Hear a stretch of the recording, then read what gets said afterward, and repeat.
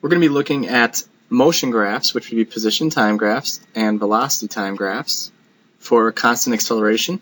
We're going to separate these into speeding up and slowing down.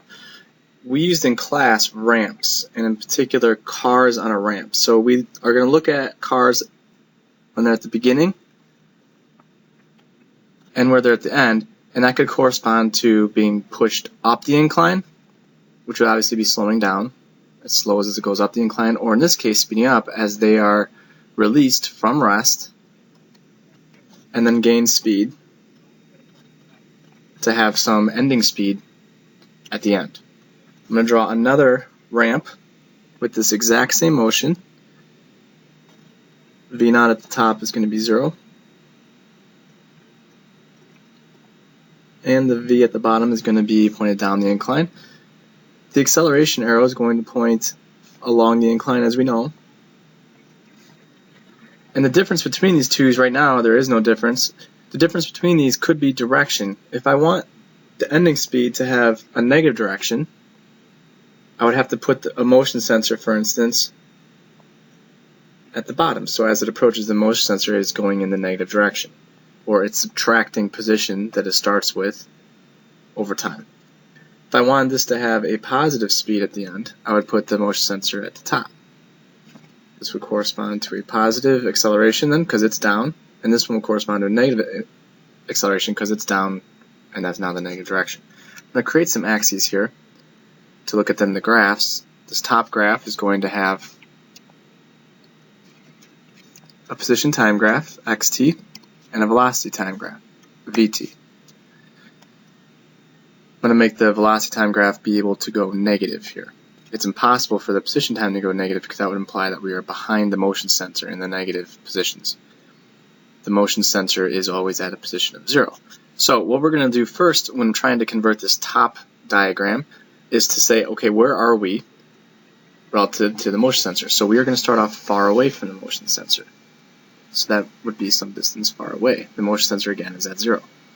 We're then going to end not at 0 position, but close to it. So at some later time we'll be close to it, but not quite 0. I then want to look at what is the slope of this line going to be. Change colors, and I'm going to say the slope of this line initially at the initial point here, the initial position, which is right here. The slope of this line, which is speed, is going to be flat. Okay, because V0 is equal to 0. I'm not looking at where I'm at, I'm looking at how fast I'm going at the initial point. And later on, it would be moving with some negative speed. So I have to give it a little bit of a negative slope at the end.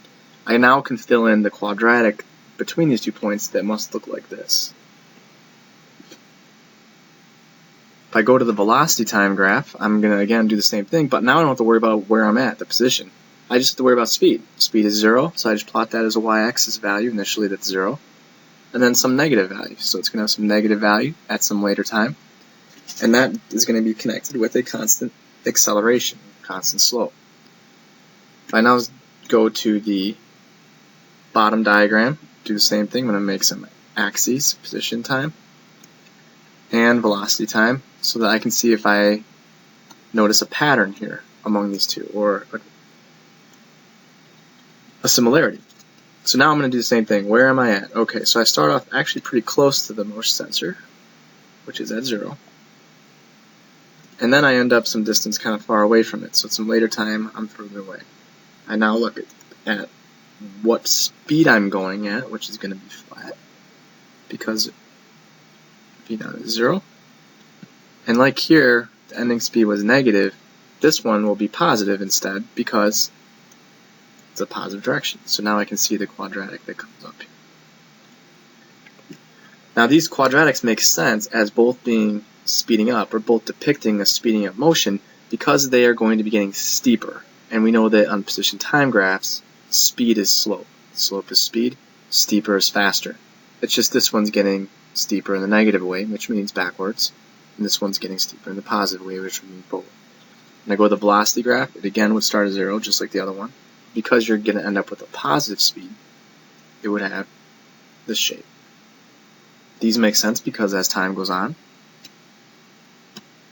you get a speed that's further and further from 0, although it's in the negative direction. Here it's going to be, as time goes on, it gets further and further from 0, speeding up, but in the positive direction. Now I go to slowing down. We're going to have some repetition here, but that's just so you identify some patterns. So I'm going to draw two diagrams again, but in this case I'm going to start at the bottom with a push so that I have an initial speed that will slow until it eventually will stop for just a moment before returning back down. We're not going to study the return back down. We're just going to study the upward ascent. Do the same diagram. I'm just studying the upward slowing motion.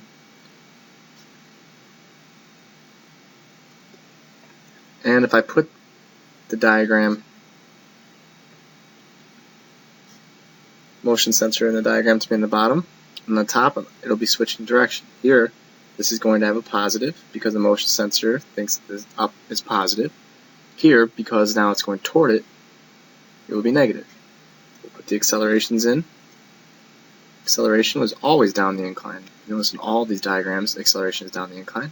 But in this situation, we're going to call this negative, and here it's going to be positive, right, according to what we're defining as positive and negative directions with the motion sensor.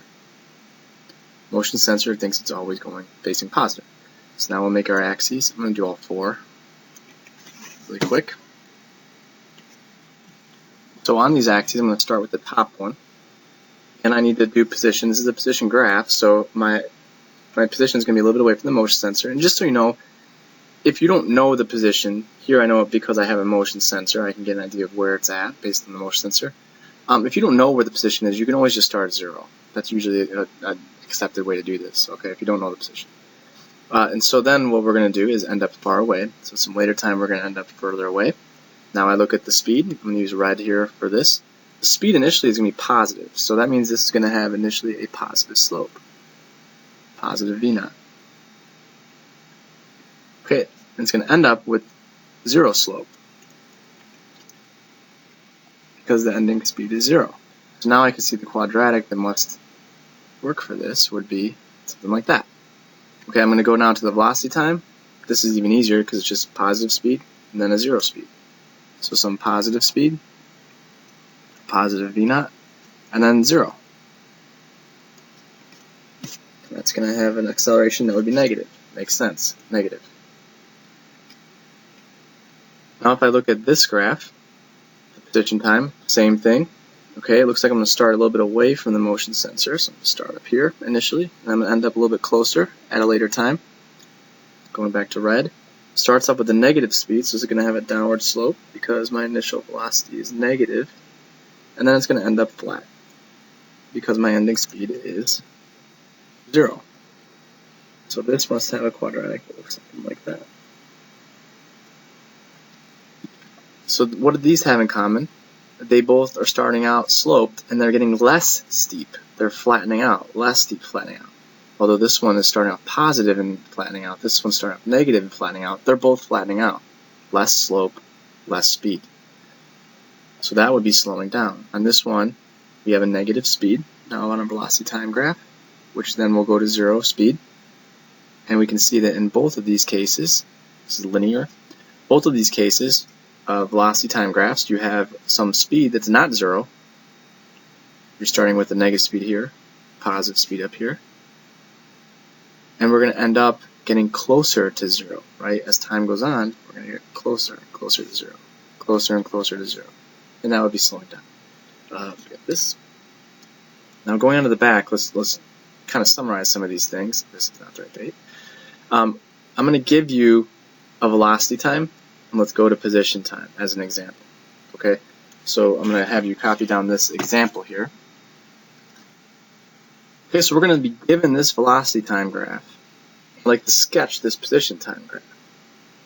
So to do this, we have to actually structure our thinking here. So I'm going to just summarize basically what are the things that we came up with for how to approach this. So first thing we did was we looked to see what is the initial speed. On a velocity time graph, I'm just looking at the y-intercept. That's the initial speed. And so really, when I'm not looking for a number, I'm just saying, is it positive, is it 0, is it negative? And so in this case, I know that the initial speed is positive. Okay? So that's going to then correspond to the first thing we do. which is to ask yourself, is V naught positive, negative, or 0?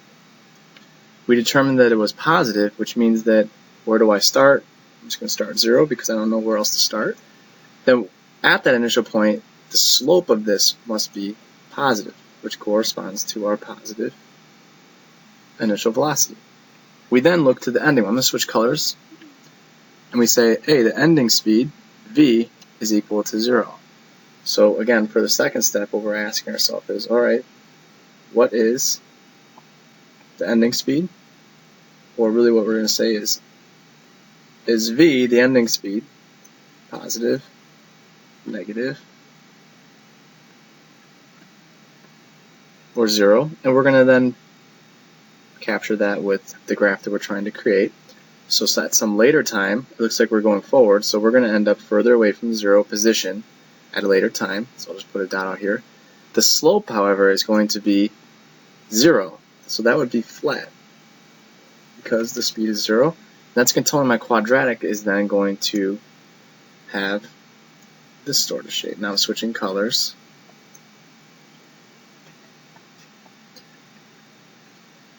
Because I want the correspondence to the last part, which is to fill in the shape, which would be the curve, right, between beginning and end.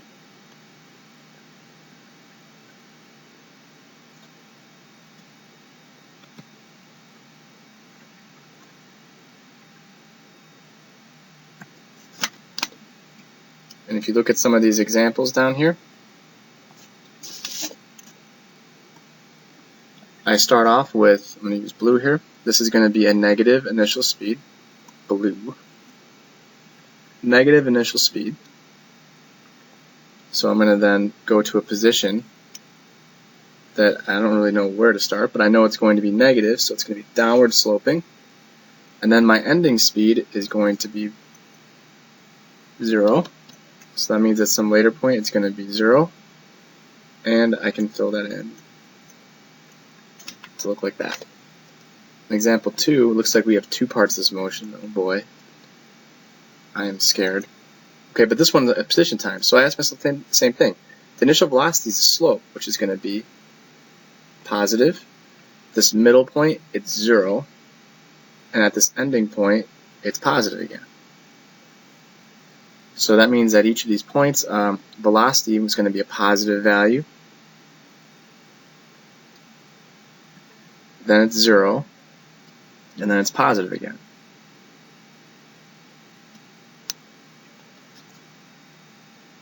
And there you go.